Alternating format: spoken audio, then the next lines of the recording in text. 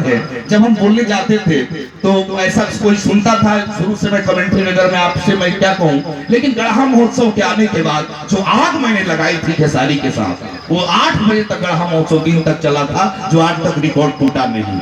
8 बजे दिन तक कोई कार्यक्रम चला गढ़ा महोत्सव था, वो मेरा निश्चित था। इसलिए गोपाल राय का गढ़ा महोत्सव जैसा महोत्सव कराना है तो अगली बार से वैशाली में हम लोग माँ का रात्रि महोत्सव करके कुछ कर सकते हैं, लाजवाब होगा। बसंतोत्सव कर सकते हैं, इतनी अच्छी मिट्टी कहीं की हो नहीं सकती है और संगीत की समझ है। आइए साहब, 4 पंक्तियां आपके दिल पे रखूंगा गोपाल राय की अध्यक्षता में, और एक कार्यक्रम सलीके से प्रियंका पायल के हवाले करूंगा कि जब ये देश गुलाम था तो मियां इकबाल ने लिखा, सारे जहां से अच्छा हिंदोस्तां हमारा, हम बुलबुले हैं इसकी ये गुलसिता हमारा।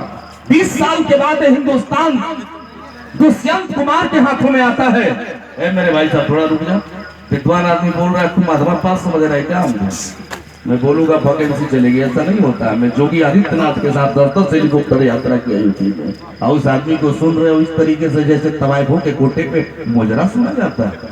मैं बोलता हूं तो हिंदुस्तान सुनता है, सलीके से सुनिए। दुष्यंत कुमार ने लिखा, सारे जहां से अच्छा हिंदुस्तान है। इकबाल के बाद जब 30 साल के बाद हिंदुस्तान आया तो इस हिंदुस्तान को सुना किसने?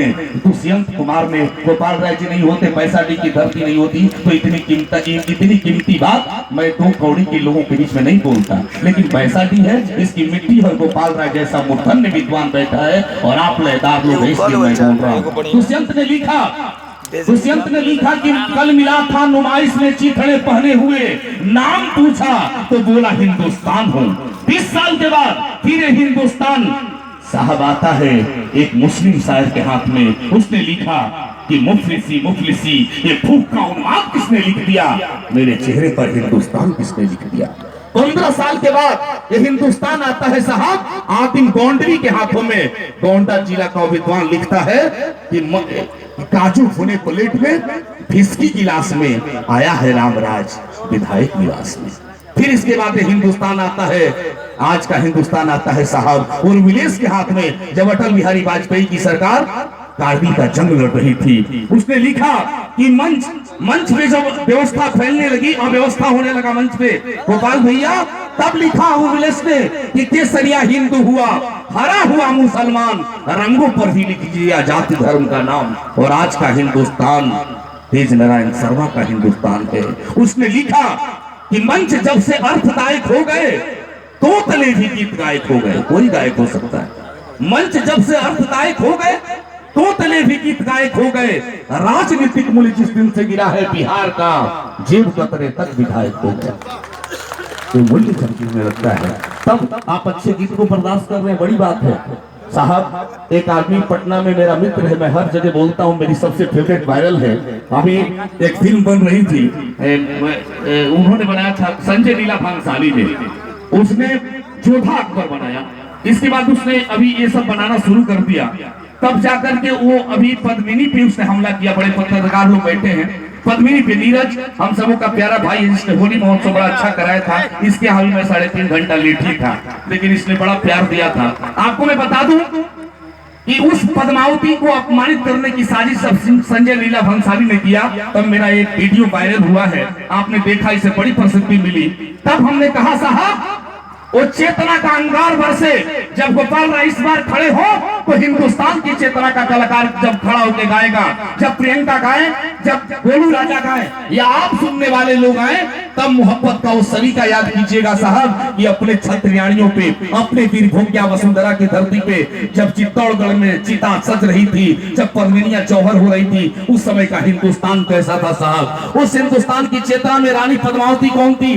तब लिखा उसने, तब संभालिएगा इन पंक्ति को कि दिल के धड़कनों का जो जज्बा उसने पैदा किया था, तब लिखा उसने, उसकी बगावती का स्वर जब आगे बढ़ा, इतिहास ने तुमको माफ करेगा याद रहे, पीढ़ियां तुम्हारी करनी पर पछताएगी, गर बांध बांधने से पहले जल सूख गया, धरती की छाती पर दरार पड़ जाएगी। मुझे दुख इस बात का नहीं है कि करीना कपूर ने अपने बेटे का नाम मोहम्मद तुगलक के नाम पे रखा। चिंता का विषय, झुमका उठलाली कलवाली पे गीत सुन सकते हैं आप, लेकिन मुझे दुख होता साहब, जब तैमूर लग हिंदुस्तान को लूटने आया था, उसके नाम पर हमारे घर की, हमारी जात की, हमारे समाज की बेटी ने क्या रखा? अपने बेटे का नाम तैमूर खान पटौदी रखा, करीना कपूर ने, जिसकी फिल्में देखा करते हैं हम। मुझे दुख नहीं था, मुझे दुख तब हुआ जब उसने लुटेरे के नाम पे रखा। उसको रखना था मुसलमान के नाम पे तो रखना चाहिए था अब्दुल कलाम, मैं खुश होता। उसे रखना चाहिए था अब्दुल हमीद, मैं खुश होता। उसे रखना चाहिए था नाम मोहम्मद अजहरुद्दीन, मैं खुश होता। लेकिन लुटेरे के नाम पर जिस दिन से उसने अपने बेटे का नाम रखा, तब से हिंदुस्तान खतरे में पड़ा। तब मैंने दो पंक्तियां दोहराई कि करीना कपूर तुम अभिनेत्री नहीं हो, करीना कपूर तुम अभिनेत्री नहीं हो, तुम बहुराष्ट्रीय कंपनियों के नाम पे नाचने वाली बंदरी हो। अरे विश्व सुंदरी तो चित्तौड़गढ़ की महारानी पद्मावती थी, जिसका चेहरा आईना देखा था तो टूट गया था, और अल्लाउद्दीन खिलजी ने पानी में चेहरा देखा था, उसका भी पसीना छूट गया था। ये सब अब तो विश्व सुंदरी की प्रतियोगिता बंद होनी चाहिए, और रानी लक्ष्मीबाई हाड़ा रानी कैसे पैदा हो इस देश में रिसर्च होना चाहिए साहब। सराफत मंदाकिनी के दृश्य की तरह हो गई है, ईमानदारी करीना कपूर के जुल्फों में खो गई है। सराफत, ईमानदारी, सराफत करीना कपूर के जुल्फों में खो गई है, ईमानदारी करीना कपूर के जुल्फों में खो गई है। बेईमानी की चादर बप्पी लहरी की तरह मोटी हो रही है, और भारत की संस्कृति सानिया मिर्जा के स्पोर्ट की तरह छोटी हो रही है। भ्रष्टाचार हुसैन बोल्ट से तेज तोड़ रहा है, डीजल और पेट्रोल का दाम किसानों का मनोबल तोड़ रहा है। यूपी में साइकिल के झगड़े से साइकिल चलती नहीं है, मायावती हाथी पालती नहीं है, और मोदी को इस देश की चिंता छोड़ती नहीं। बहुत बहुत पुरस्कार मेरे भाई ने दिया, बहुत बहुत आभार। मदन सनेही जी ने पुरस्कार दिया, चरण स्पर्श करता हूँ मदन सनेही जी आपका। मेरे भाई ने पुरस्कार दिया, नीरज ने दिया, सबने मिलकर पुरस्कार